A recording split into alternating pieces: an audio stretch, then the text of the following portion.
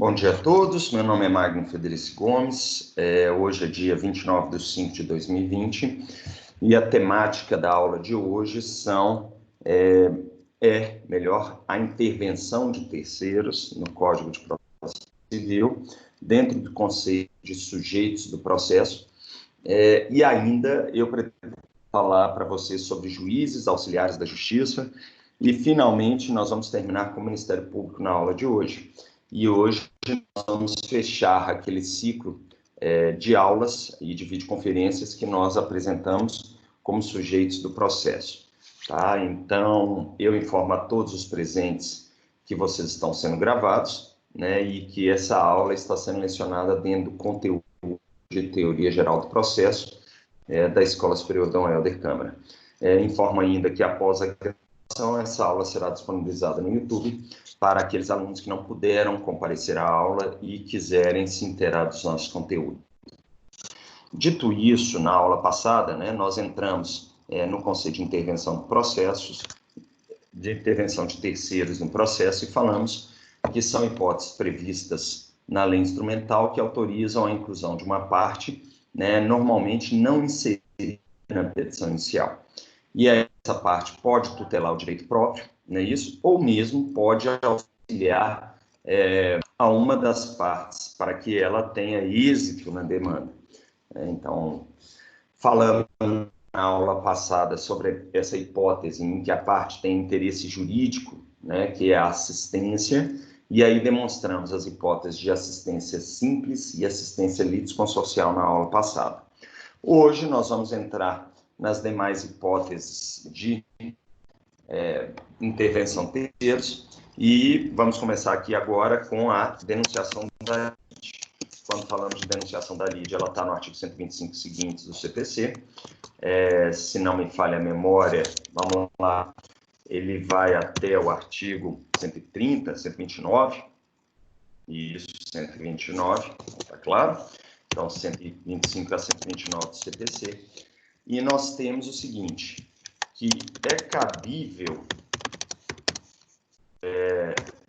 vou até escrever aqui, e desejável a utilização da denunciação à lide, sempre que a parte autora ou ré, tá, queira ampliar os limites subjetivos e objetivos da coisa julgada para reconhecer em uma ação pré-existente o direito de regresso derivado da lei. Então, quando fala da lei aqui, obviamente, seria do direito material.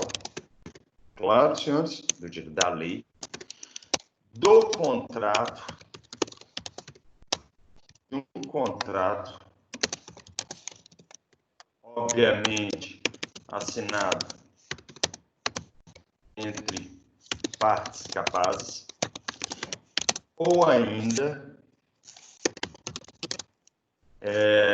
da evicção. E aí, ao falarmos dessas hipóteses, né, nós temos aqui claramente essa previsão no artigo 125 do CPC, tá claro? E essa previsão desse conceito no artigo 125 como hipótese de cabimento, ela é importante para nós porque ela demonstra claramente essas hipóteses que nós chamamos de denunciação da lide. Então, nós temos aqui uma previsão normativa sobre a denunciação da lide, e essa previsão ela vai nos ajudar aqui a demonstrar e a explicar de maneira sintética o que seria a denunciação à lide. Nós estamos falando do artigo 125 do CPC, né, e nós temos aqui, primeira hipótese, ao alienante imediato no processo relativo à coisa cujo domínio foi transferido ao denunciante, a fim de que possa exercer os direitos que da evicção lhe resultam. Prestem muita atenção, senhores. Eu não sei se vocês já estudaram em teoria geral dos contratos, ou mesmo em obrigações. Quando nós falamos de evicção, nós estamos demonstrando o seguinte: vamos imaginar que o professor Magno compra um veículo, tá certo, senhores? E ele compra de um vendedor que se chama X, tá? A partir do momento que Magno comprou esse veículo, ele se entende como proprietário e possuidor desse veículo.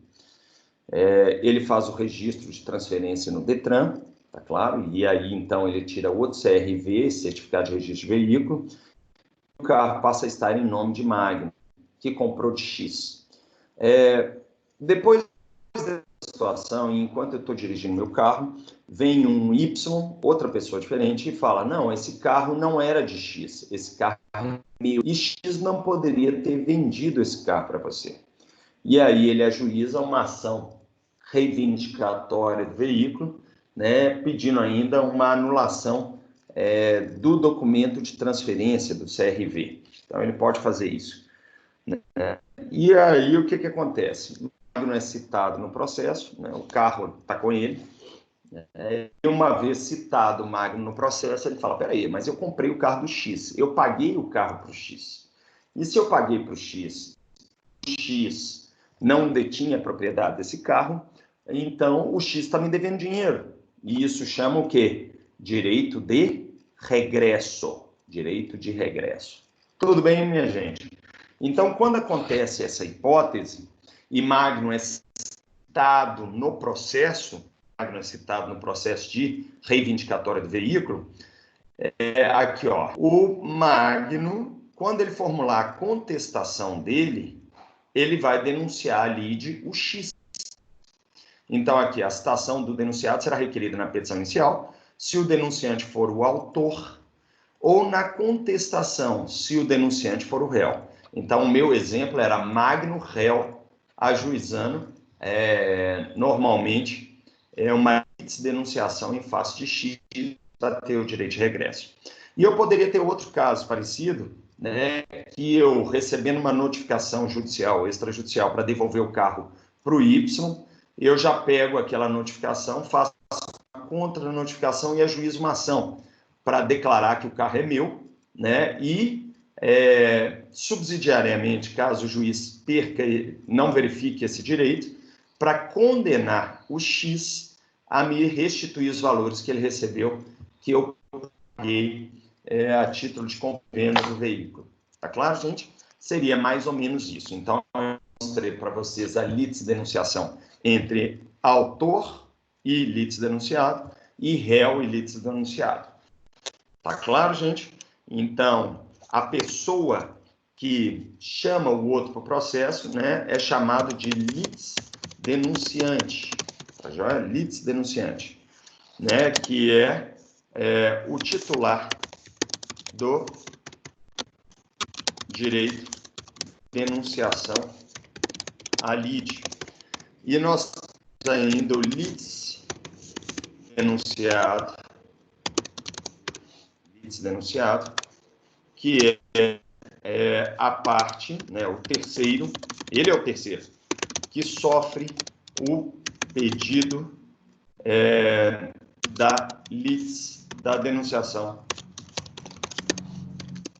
à lide.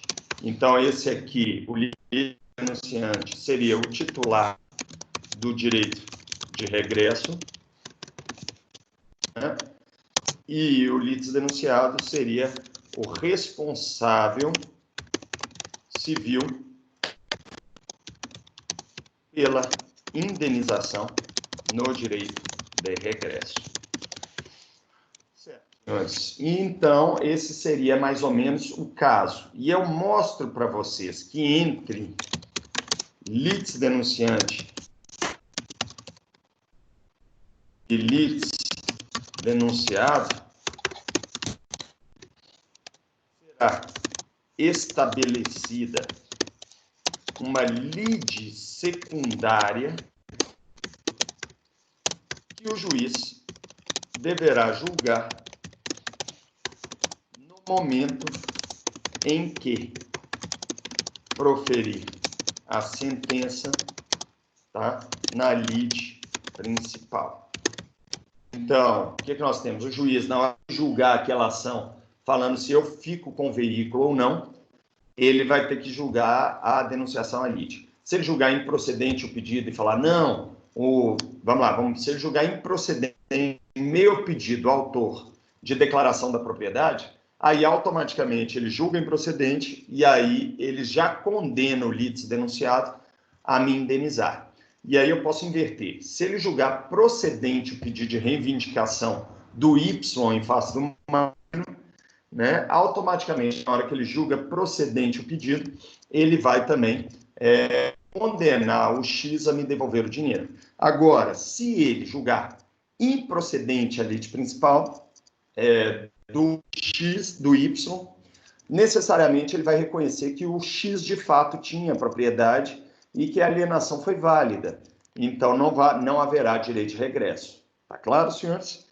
Então, quando a gente fala de lide secundária, dentro da lide secundária também tem a lide secundária,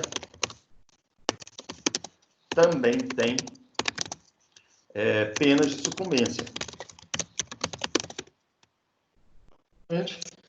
E automaticamente tem custas adicionais, porque o processo, depois que o juiz defere a denunciação, ele cita o litis denunciado para contestar o processo.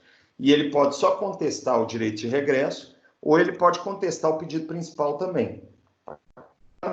E isso que eu estou falando aqui, você está aqui nesses elementos que eu estou falando aqui, ó. Olha aqui, ó. Feita a denunciação pelo réu, se o denunciado contestar o pedido formulado por autor, o processo seguirá na ação principal em litisconsórcio, denunciante denunciado. Se o denunciado for revel, o denunciante pode deixar de prosseguir com sua defesa, eventualmente oferecida, e abster-se de recorrer, restringindo sua atuação à ação regressiva. Se o denunciado confessar os fatos alegados pelo autor na inicial, o denunciante poderá prosseguir com sua defesa ou aderir a tal reconhecimento apenas a procedência da ação de regresso. Então, tem hipóteses aqui, eu estou explicando todas elas. E aí eu mostro para vocês aquela hipótese da sentença. Se o denunciante for vencido na ação principal, o juiz passa ao julgamento da denunciação à lide. Se ele for vencedor na ação principal, ele nem precisa julgar a denunciação. Não é isso? Então, aí o que nós temos? Se o denunciante for vencedor, a ação de denunciação não terá o seu pedido examinado, sem prejuízo da condenação do denunciante ao pagamento de penas de sucumbência a favor do denunciado. E é isso que eu falei tudo aqui para vocês, tá? Só que tem outra hipótese de litisdenunciação. E essa é a mais comum delas. Aquele que estiver obrigado por lei ou pelo contrato a indenizar em ação regressiva o prejuízo de quem for vencido no processo. E aí vocês não estão cogitando ainda esse exemplo, né? Então eu dei primeiro um exemplo de alienação de veículo furtado, né? Isso por evicção. E agora eu dou outro exemplo, né? Que é a ação de indenização em face de segurado, de seguradora privada, tá? Todos vocês já ouviram falar de seguro voluntário, e quando a gente fala de seguro voluntário de veículos, o seguro voluntário de veículos, ele envolve necessariamente uma pessoa, né, que é um segurado, que entra em contato com uma seguradora, ela faz a análise e aí ela emite o que a gente chama de prêmio, né? E aí o segurado paga o prêmio. A partir do momento que o segurado pagou o prêmio, ele vai estar coberto por eventuais sinistros. Vocês estão acompanhando, gente? Então vamos imaginar que eu tenho um seguro voluntário de veículo, né? Inclusive com cláusula de indenização para terceiros, numa cláusula lá que tem um valor de R$50 mil. E aí eu bato o carro e eu sou culpado pelo acidente, eu assumo a culpa. Na hora que eu assumo a culpa, né? E o valor do conserto do veículo da outra parte do meu ficam em valores superiores ao da franquia, né? A franquia que é aquele dinheiro que você paga quando não tem perda total no veículo, eu necessariamente posso acionar o meu seguro e ficar por isso mesmo. Vamos imaginar que eu não entre em acordo com a vítima do sinistro. Fala, não, você que foi culpado. E ele fala, não, foi você. Tá, não vem ao caso. Na hora que acontece isso, ele vai lá, outra parte, que é a vítima, ajuiza uma ação de indenização de reparação de danos em face de Magno. Na hora que Magno foi citado no processo de indenização, vocês estão acompanhando? Eu, como segurado, eu posso denunciar a lide à seguradora. E isso é muito comum de acontecer. E vocês têm que saber que o prazo de prescrição contra a seguradora vai contar a partir da citação nessa ação. E ele é de 1 ano, tá, para o segurado. Então, vocês tomem muito cuidado, porque a seguradora tem um prazo bastante curto de prescrição, e aí você tem como garantir esse direito de regresso por meio da denunciação à lide. E essa é a denunciação à lide dentro do processo. Tá? Isso que eu mostrei aqui para vocês é extremamente importante. Tá? Lide secundária que deverá ser julgada, né, no momento em que proferir a sentença na lide principal, especialmente quando julga procedente o pedido principal. Bom, senhores, tudo bem? Especialmente, eu vou até colocar aqui. Não, tá certo. Tá? E essa é a denunciação da lide. É uma das matérias, entre nós, mais complicadas de processo civil, mais complicadas. Ela está prevista no plano de ensino, então eu estou lecionando para vocês. E envolve uma necessidade de o quê? De aderência, né, do direito material, né, ou do contrato. Então, vocês têm que saber o que é evicção, vocês têm que saber o que é direito de regresso. Essa é a palavra-chave. E essa parte que eu coloquei aqui para vocês é também um elemento importante do procedimento de denunciação à lide. Apresentada a denunciação à lide, agora, caso tenham dúvidas, por favor, formulem as perguntas no chat, tá? E depois de apresentada a denunciação à lide, a gente vai para a próxima figura de intervenção de terceiros, que é chamada de chamamento ao processo. Chamamento ao processo, se não me falha a memória, vai estar nos artigos 130 até o 133 do Código de Processo Civil, de 2015. E o chamamento ao processo, ele também tem as suas especificidades, tá? Vamos conferir os artigos. Então, 130, 132, perdão, um pequeno errinho aqui, então vamos fazer uma retificação, né? E o chamamento ao processo é cabível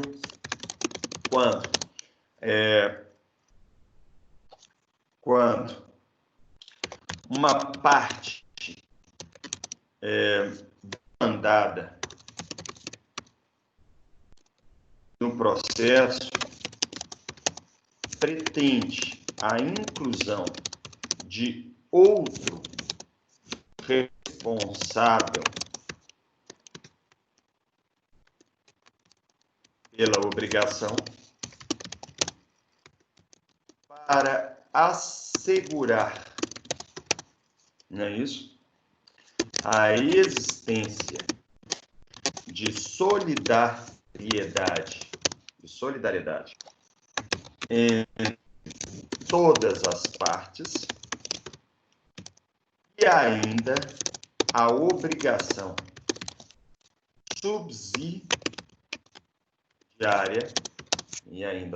subsidiária entre o chamado e o chamante.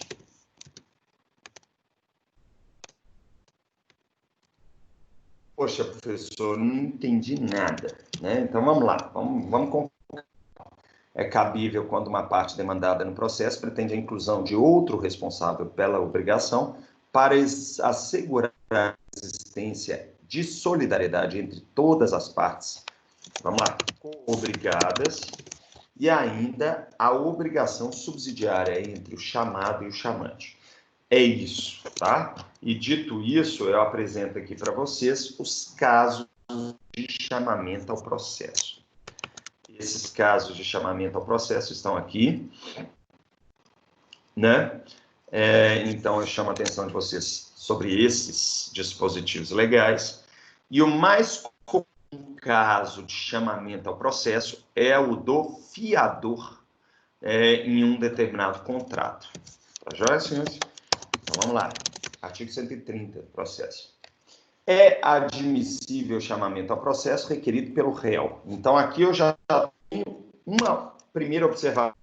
O legitimado ativo para o chamamento ao processo é sempre o réu. Ponto. Primeira coisa.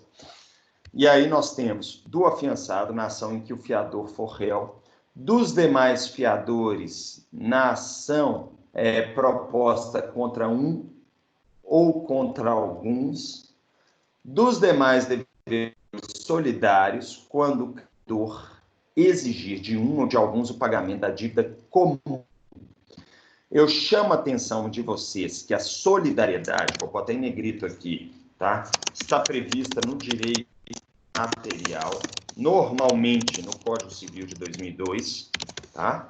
E vocês sabem que não se presume solidariedade. A solidariedade deve estar expressa no direito material.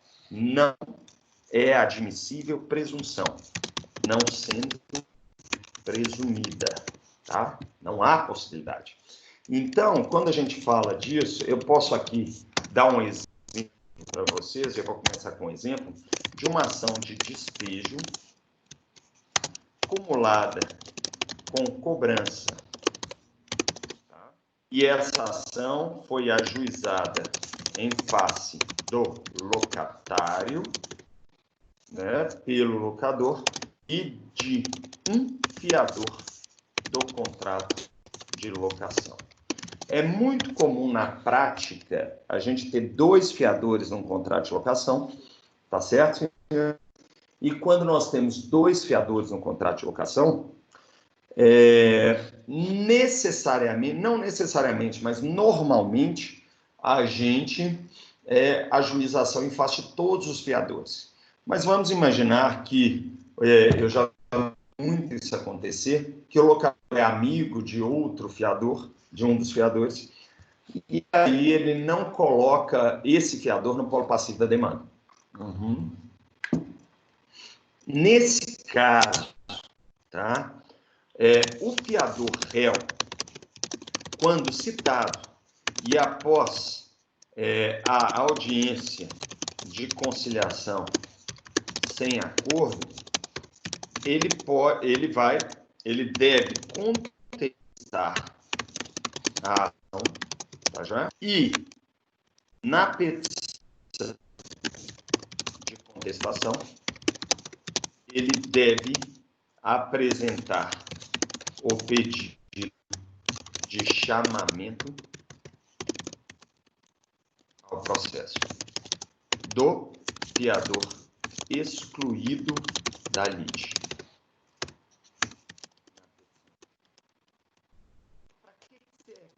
Muita atenção, senhores. Se o juiz julgar procedente o pedido de despejo ajuizado pelo locador, cumulado com cobrança, ele vai condenar o locatário a pagar as quantias devidas. O fiador também, solidariamente. E se o juiz deferir o chamamento, ele também vai condenar o outro fiador que tinha sido excluído solidariamente. Então, se o juiz, vamos fazer uma expressão aqui.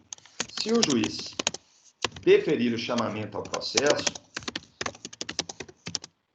o fiador excluído será inserido na demanda como parte.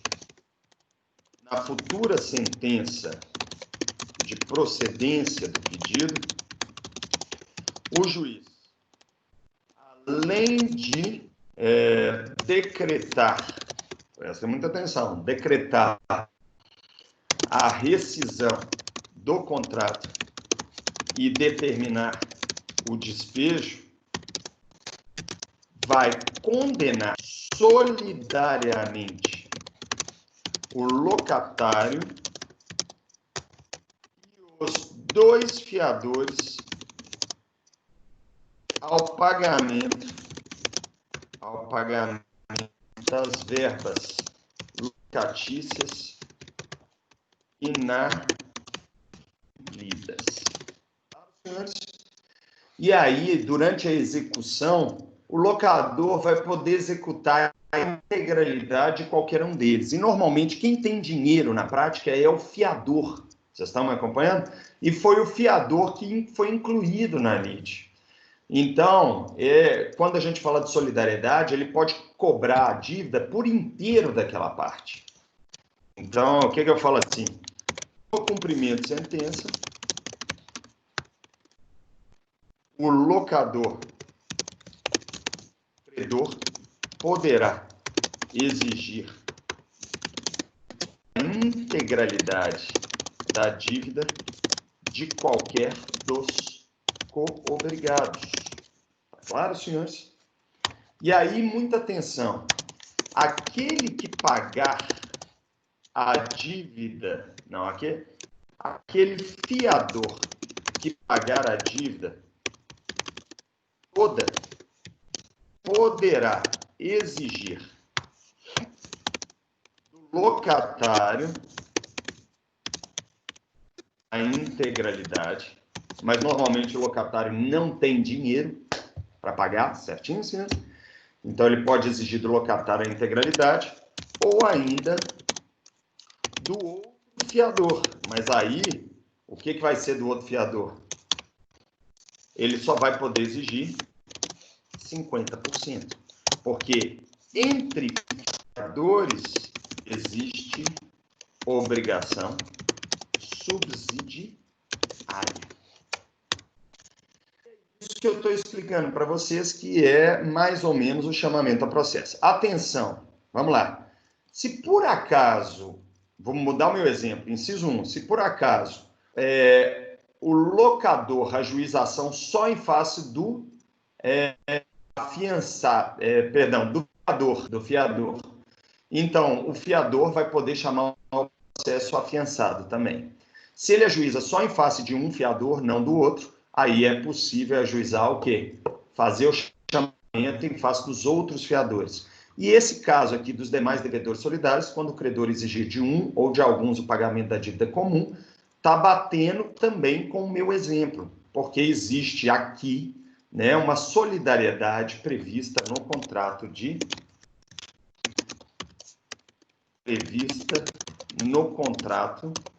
locação e no CC.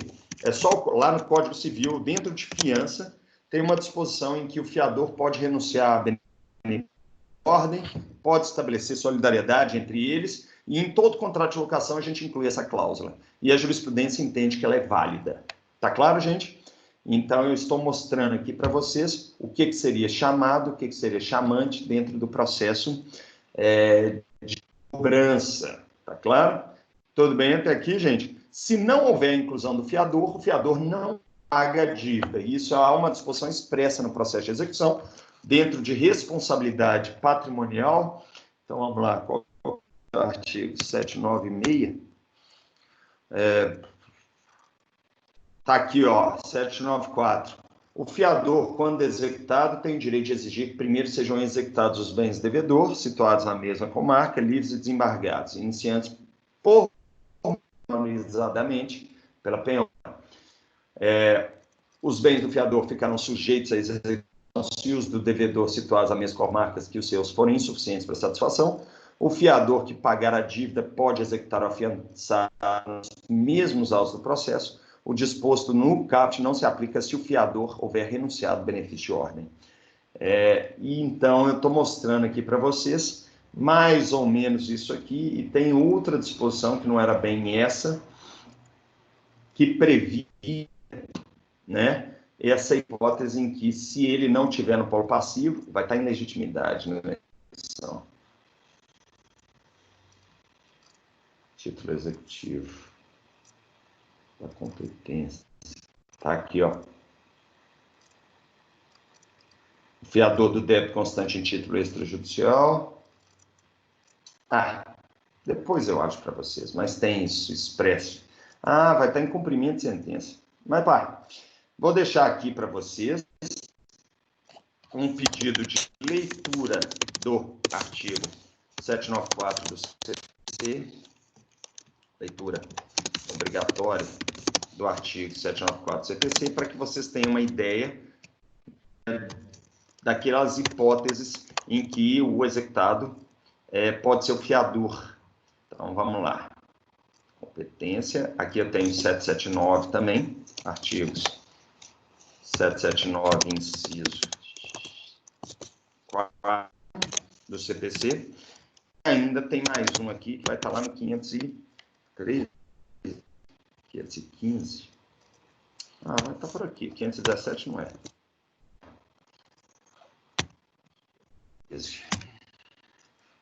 Então, aqui, ó, parágrafo 5º. Cumprimento de sentença não poderá ser promovido em face do fiador, do co-obrigado ou do corresponsável que não tiver participado da fase de conhecimento. 513, parágrafo 5º do CPC. Então, aqui eu estou mostrando para vocês as hipóteses e os exemplos de chamamento ao processo. Vamos antecipar, vamos adiantar, porque isso aqui, tudo de leitura obrigatória, né? Então, vamos lá. Vou até escrever leitura obrigatória dos artigos. Todos eles de leitura obrigatória. Aqui, de novo, delitos de enunciação, leitura obrigatória. Sem isso aqui, vocês não têm a compreensão da matéria e da complexidade da matéria. Então, vamos lá. Quando a gente fala da desconsideração da personalidade jurídica, vamos usar artigos 133, 134. Se não me falha a memória, até o 137 do CPC. Vamos lá de novo, leitura obrigatória. E eu não sei se vocês já estudaram desconsideração de personalidade jurídica na... já estudaram, sim. Segundo período. Tá? Já estudaram isso em Direito Civil 1. Quando vocês estudaram bens e pessoas. Quando nós falamos de desconsideração de personalidade jurídica, envolve, em regra geral, um incidente processual, formulado em qualquer fase do processo de conhecimento ou de execução, seja cumprimento de sentença ou execução autônoma, em que o credor de uma pessoa jurídica, tá, ou de um sócio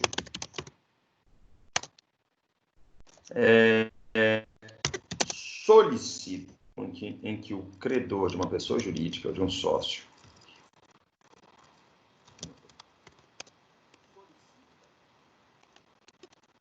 o levantamento do véu societário, tá, para que o patrimônio dos sócios ou da própria pessoa jurídica sejam vinculados para o pagamento de uma determinada dívida. Vamos lá. Quando a gente fala de desconsideração de personalidade jurídica, ela está prevista no direito material. Então, ela está prevista no Código Civil. E ela foi alterada recentemente pelo nosso presidente Bolsonaro, se não me falha a memória, em setembro de 2019, por meio da Lei de Liberdade Econômica, para tornar os requisitos de desconsideração de personalidade jurídica mais gravosos do que eram anteriormente. Aqui, ó, vocês estão vendo a revogação aqui, ó. Em caso de abuso da personalidade jurídica, né? Então, o novo dispositivo dado, cuja redação foi dada pela lei de 2009, tá? É o artigo 50, e ele fala da desconsideração da personalidade jurídica nos processos. Então, vamos lá. Com redação dada pela lei 13.874, que é a Lei de Liberdade Econômica. Eu estou transcrevendo ela aqui para vocês saberem o que é desconsideração de personalidade jurídica e poderem entender as nossas explicações. Tá? Então, no artigo 50 do Código Civil de 2002, né, ele fala que em caso de abuso da personalidade jurídica, caracterizado pelo desvio de finalidade ou pela confusão patrimonial, pode o juiz, a requerimento da parte ou do Ministério Público, quando lhe couber intervir num processo, desconsiderá-lo para que os efeitos de certas e determinadas relações e obrigações sejam estendidos a bens particulares dos administradores ou de sócios da pessoa jurídica beneficiada direta ou indiretamente pelo abuso.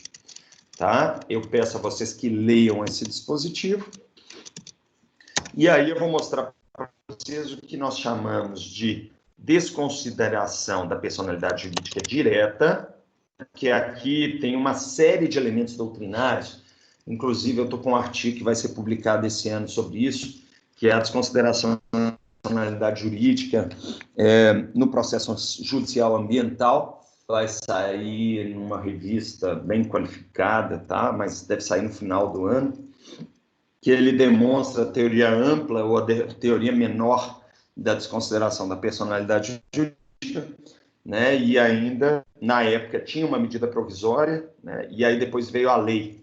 Ele foi aprovado antes do advento da lei. Mas, de uma forma ou de outra, dá para vocês entenderem as teorias amplas e menores da desconsideração da personalidade jurídica. Agora, quando nós falamos de desconsideração de personalidade jurídica direta, tá? O que é a desconsideração da personalidade jurídica direta? Ela se contrapõe à inversa. Na desconsideração da personalidade jurídica direta, senhores, o juiz, o credor de uma pessoa jurídica, solicitando aqui. O credor de uma pessoa jurídica, não é isso? Solicita o levantamento do véu societário para que o patrimônio dos sócios seja atingido pelo processo. E aí, o que nós temos? Quando a gente fala de desconsideração inversa, então vamos lá, mudou, uma desconsideração direta e a outra é a inversa. O credor de um sócio, solicita o levantamento do véu societário para que o patrimônio da pessoa jurídica, da PJ, seja atingido pelo processo. É muito comum em holdings, quando você tira o patrimônio do seu nome e passa para outra sociedade, né? Então, ou seja, a pessoa física passa patrimônio nenhum, mas ele é sócio de uma empresa com grande patrimônio. E aí ele abusa da pessoa jurídica para proteger esse patrimônio e para fraudar a lei. Então, aí cabe a desconsideração da personalidade jurídica, tá? E eu mostrei aqui para vocês que, em regra geral, é um incidente processual, mas como exceção, ele pode, o pedido de desconsideração da personalidade jurídica pode ser formulado na petição inicial do processo de conhecimento, quando será dispensado o incidente. Isso aqui, se não me falha a memória, está no artigo 134, segundo do CPC, tá? E é muito comum isso acontecer, porque aí o sócio vai ser citado, aqui o sócio é citado em litisconsórcio com a sociedade, na desconsideração direta da personalidade jurídica. Tá? Então, essa aqui é a exceção. Quando a gente fala de, em regra, um incidente processual, eu demonstro para vocês, né, que, por ser incidente processual, ele é distribuído por dependência ao processo principal. Era novo número de autos, e além de ser distribuído por dependência aos autos principal, não é isso? Enseja a citação do sócio na direta, tá claro, senhores? Do sócio barra pessoa jurídica, PJ é pessoa jurídica, tá bom, gente? PJ, sigla, para responder o incidente, o pedido de desconsideração, podendo haver ampla produção de provas para caracterizar desconsideração no direito material. Certo, gente? Em regra, o incidente é decidido por decisão interlocutória. Em regra, ele é decidido, né? Impugnável por agravo de instrumento. Artigo 1015 do CPC, inciso 3. CPC. Vamos conferir esse inciso aqui, porque memória pode falar. 1015, inciso 4. Tá bom, senhores? Incidentes de consideração da personalidade jurídica. Em regra, salvo quando integrar capítulo de sentença. Isso vocês vão estudar em processo civil 4, tá joia? E aí vai se aplicar o artigo 9, parágrafo 3º do CPC, e aí automaticamente ele vai ser impugnável por apelação. Vamos conferir isso aqui. O disposto no deixar aplica-se mesmo quando as questões não integrarem capítulo de sentença. Então, é isso. A regra é passível disso, salvo quando ele integra sentença. Aqui eu tenho uma exceção geral, em que o pedido de desconsideração é formulado na edição inicial do processo de conhecimento, então tem um incidente. Então, o incidente foi explicado aqui para vocês. Eu posso mostrar aqui outros artigos do Código sobre isso, né, que é o artigo 133 CPC, que fala da consideração da personalidade jurídica. Eu peço a todos que leiam esses dispositivos, tá joia? Para que vocês possam entender o que é o incidente. Finalmente, senhores,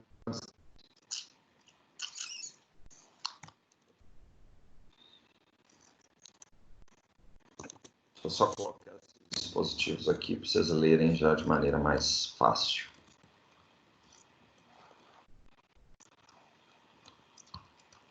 Tá? Finalmente, nós temos o último dispositivo, ou a última modalidade de intervenção de terceiros, né? E essa última modalidade de intervenção de terceiros, ela é chamada de amicus curiae. E o amicus curiae é o amigo da lide. Então, eu vou aqui já começar para vocês.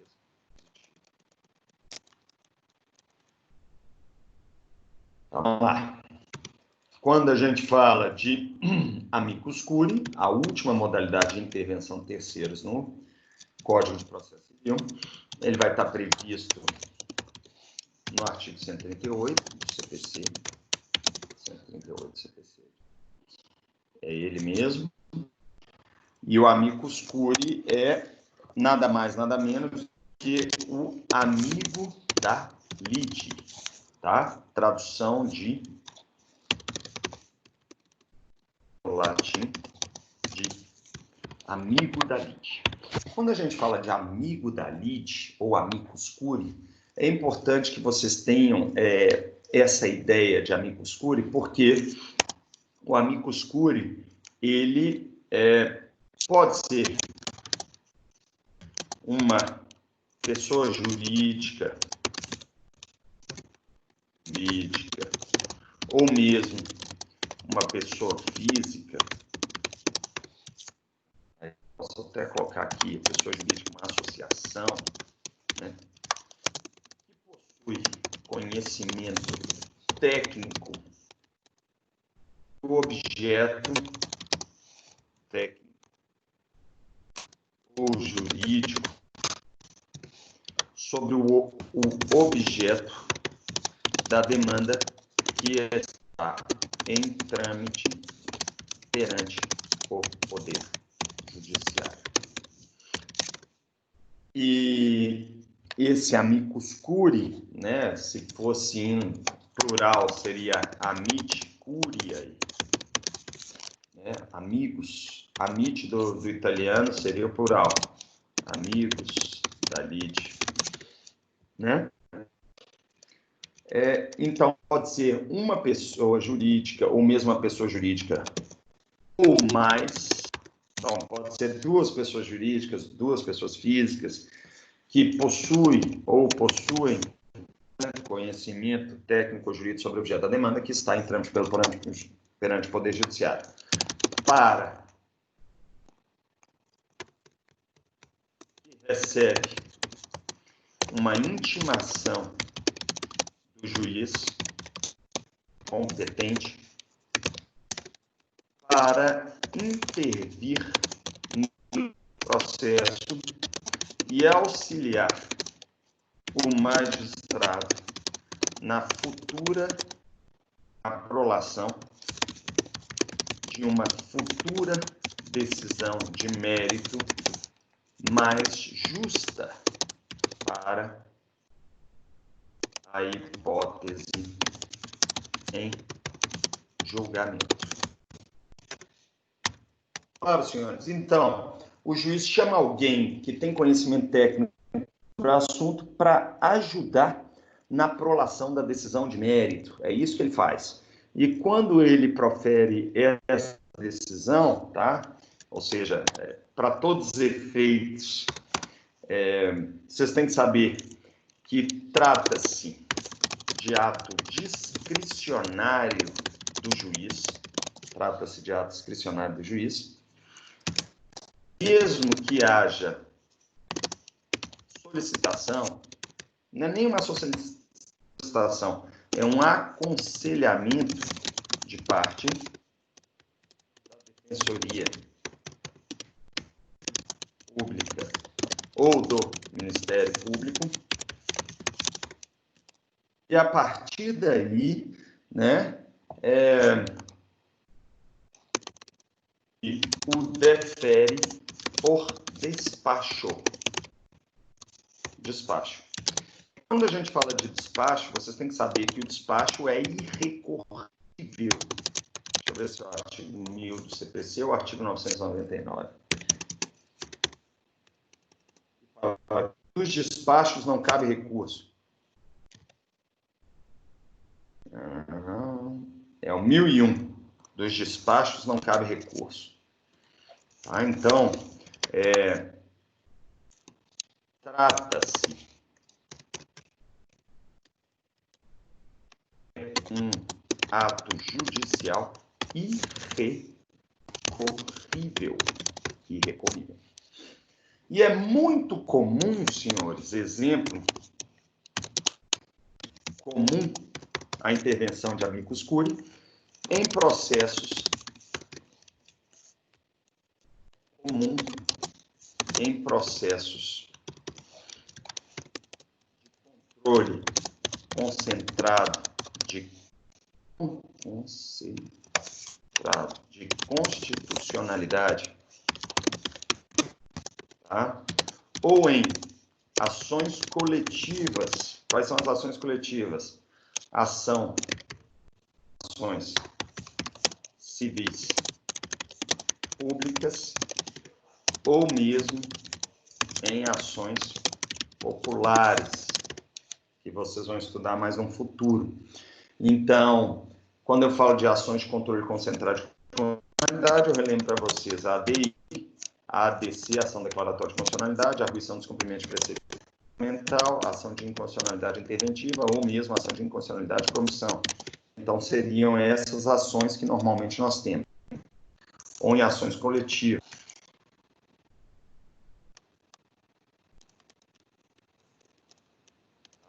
Quando eu falo outras aqui, eu posso falar de mandado de segurança coletivo, né, mandados de injunção coletivos, ações são consideradas ações coletivas, né? Habeas corpus coletivo, nós tivemos um caso aí recente que foi indeferido pelo ministro, né? E agora nós temos lá o habeas corpus tramitando no Supremo Tribunal Federal, impetrado pelo ministro da Justiça, na condição de impetrante a favor de paciente, ministro da Educação. Então, mas isso não é um habeas corpus coletivo, mas sim um habeas corpus individual.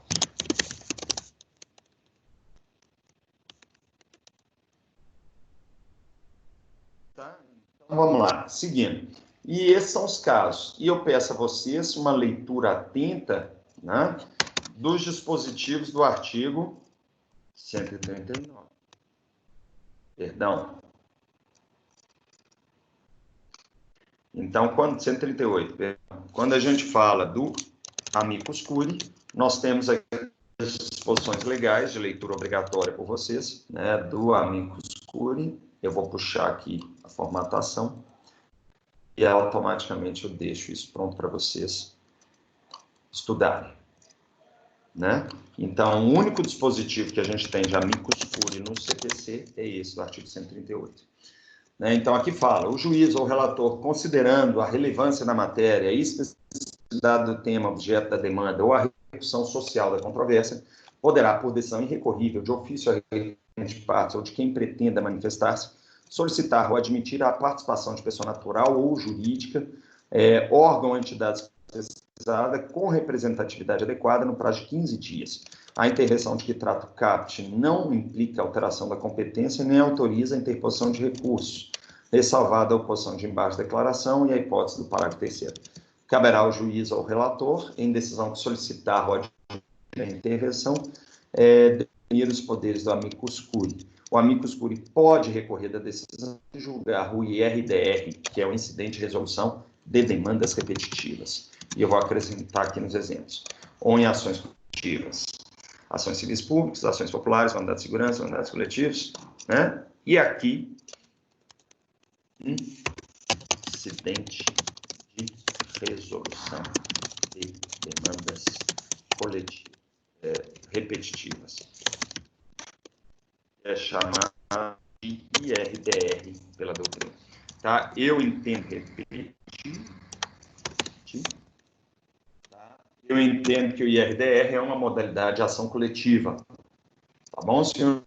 Com respaldo em outros doutrinadores. E com isso, nós terminamos aqui agora as hipóteses de intervenção de terceiros. Tá claro, gente?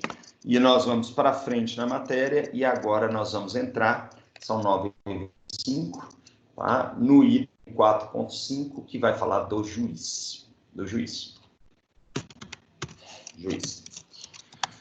Artigo 139.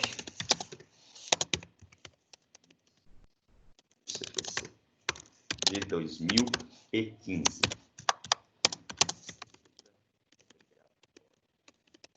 Vamos lá. Quando nós falamos dos juízes dentro do processo, ou do juiz, o Código de Processo Civil, ele prevê uma série de dispositivos, né, que regulam os poderes dos juízes. E está dentro do título 4, chamado do juiz e dos auxiliares da justiça.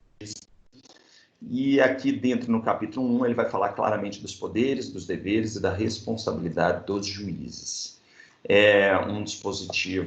São dispositivos essenciais, tá? Que outorgam poderes bastante amplos aos juízes, que é o 143, mas que, além de outorgar poderes, eles analisam também os deveres dos juízes. Então, ao falarmos desses dispositivos, né, a doutrina processual, ela gosta muito de analisar esses dispositivos de poderes do juiz, e um dos temas que mais geraram dúvidas na doutrina, e hoje em dia está se mostrando controvertido na jurisprudência, é esse inciso 4 aqui do artigo 139, que fala das medidas atípicas no cumprimento, no processo de execução. Mas você vê que, para os juízes, nós temos uma série de dispositivos que envolvem, então, né, os poderes. Então, aqui nós temos poderes, e junto com poderes nós temos deveres, né?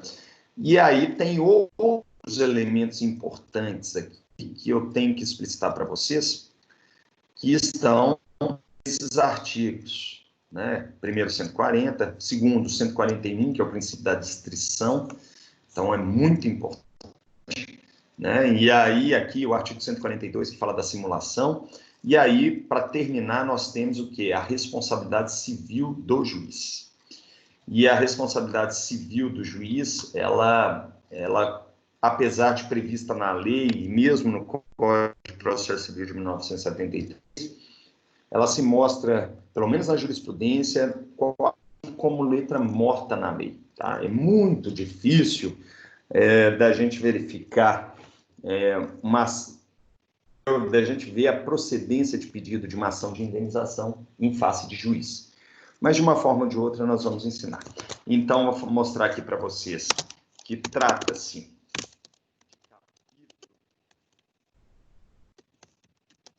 previsto no CPC, que outorga poderes amplos aos magistrados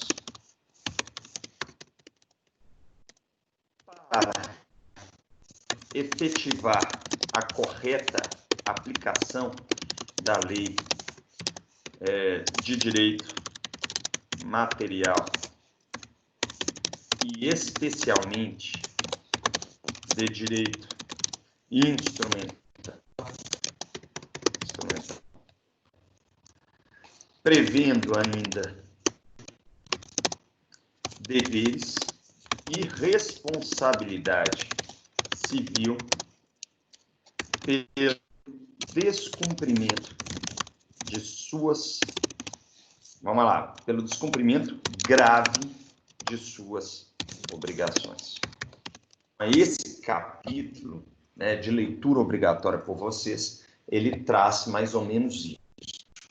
E eu vou mostrar aqui para vocês por artigos. Então, vamos lá. Artigo 139 do CPC. Vou fazer um resumo deles, de leitura obrigatória, né? Prevê poderes, né, e deveres aos magistrados. Poderes, pelo menos a minha interpretação aqui, com a aplicação de multas às partes por atos de litigância de má-fé. Já, senhores? O magistrado deve exercer o poder de polícia dentro das lides que são submetidas à sua apreciação. Tá claro, gente? Então, o que é o poder de polícia? É o poder de fiscalização, objetiva, né, assegurar a saúde, o sossego, a segurança das partes e ainda todos os princípios processuais, ou seja, aqueles princípios institutivos do processo e os princípios informativos do processo. E ele vai assegurar também o exercício dos princípios da jurisdição, né? Zelando pela aplicação plena de todos os princípios da jurisdição. Aqui seria mais aparecendo como deveres do processo e da ação, a partir daquela ideia de trilogia estrutural do processo. Então, vamos lá. Eu vou até copiar isso aqui para vocês, que é extremamente importante. Então, aqui o juiz pode determinar a dilação de prazo, pode fazer, mas vocês têm que ler esses dispositivos aqui com atenção. Tá? Eu vou ler aqui para a gente não perder o nosso tempo. Com a leitura de artigo dentro da aula. Tudo bem? Então, olhem com atenção esses prazos, esses dispositivos. Vamos lá. Deve ser assegurada às partes igualdade de tratamento. Isso é princípio de igualdade. Razoável duração do processo. Isso é princípio da jurisdição de razoável duração dos processos. Prevenir e reprimir atos contrários à dignidade da justiça e populações meramente protelatórias. Ou seja, ele vai zelar pelo cumprimento do princípio da cooperação, da lealdade e da boa-fé processuais. Esse ato aqui é um ato de execução, né, porque ele outorga amplos poderes ao juiz para implementar medidas indutivas, ou seja, coercitivas e indutivas da vontade das partes, mandamentais, que são aquelas autoexecutivas com possibilidade de crimes de desobediência, e subrogatórias, a partir de um princípio da jurisdição, da substitutividade, para assegurar o cumprimento de ordem judicial, inclusive as ações que têm por objeto prestação pecuniária, ou seja, inclusive dentro de processo de execução. Promover a autocomposição, porque nós temos como regra no CPC as disposições inerentes à autocomposição, e ele pode dilatar prazos processuais dilatórios, ou seja, ele posterga prazos, e alterar a ordem de produção de meios de prova. Ele vai exercer o direito o exercício do poder de polícia e vai usar força policial quando for necessário. Finalmente, ele pode determinar a qualquer tempo o comparecimento pessoal das partes para inquiri-las sobre fatos da causa. Então, ou seja, isso aqui é designar audiências para interrogatórios.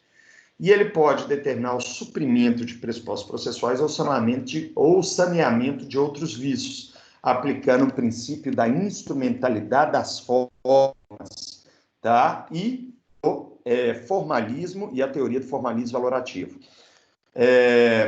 Quando se deparar com diversas demandas individuais repetitivas, ele oficia ao Ministério Público, à Defensoria Pública e outros legitimados para ajuizarem a ação civil pública. Tá claro, senhores? Utilizando os dispositivos de processo coletivo para promover a ação coletiva. A dilação de prazo previsto no inciso 6, não é isso? Somente pode ser permitida antes de encerrado o prazo regular. Então, muita atenção, gente. Se passou o prazo regular, você não pode pedir a dilação de prazo, porque se pedir, o juiz vai indeferir. Tá claro, senhores? Tudo bem até aqui? Certo? Dito isso, senhores, são 9h34. Neste momento, eu vou encerrar a aula de hoje. Tá? E na aula próxima, nós vamos terminar juiz com esses dispositivos que faltam, que são extremamente importantes. Extremamente importantes. Tá? E depois de de analisar cada um deles, nós vamos passar pelas demais disposições inerentes aos auxiliares da justiça, todos eles, então nós vamos explicar cada um deles, perito, né, depositário, administrador, intérprete, tradutor, conciliadores, mediadores, e depois nós vamos entrar necessariamente no Ministério Público e terminar partes do processo. A advocacia pública já foi lecionada no momento anterior, defensoria pública também, né? Então, nós vamos terminar partes quando a gente analisar até Ministério Público. Vamos colocar à disposição para eventuais perguntas, tá? Eu peço a todos que se cuidem durante o período de isolamento. Vou fazer o fechamento da aula, coloque o final, e enquanto isso, a turma vai apresentando as suas perguntas. Muito obrigado pela presença e até mais.